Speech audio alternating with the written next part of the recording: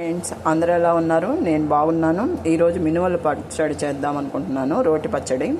మినపప్పు, కరివేపాకు, ధనియాలు, ఎండుమిరపకాయలు, వెల్లుల్లిపాయ, కొన్ని మెంతులు, జీలకర్ర, నిమ్మకాయ, ఆనియన్.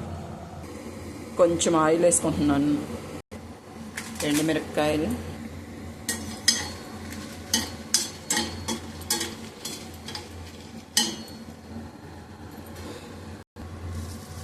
కొంచెం ధనియాలు,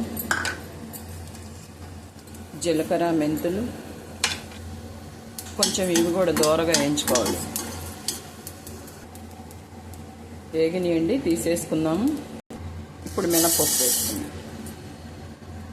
ఇవి కూడా కొంచెం ఎర్రగా వచ్చినంత వరకు, కొంచెం ఎర్రడాలుగా వచ్చినంత వరకు వేయించుకోవాలి.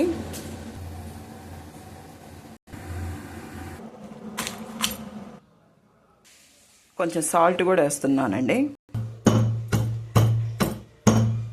ఇప్పుడు కరివేపాకు, కొన్ని వెల్లుల్లిపాయలు వేసి కూడా దంచుకోవాలండి.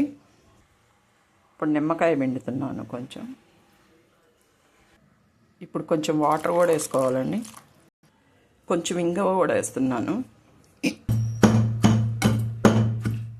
ఇప్పుడు లాస్ట్లో ఉల్లిపాయ వేసుకొని దంచుకోవాలండి. ఈరోజు తినే పనికైతే ఉల్లిపాయ వేసుకోవాలండి.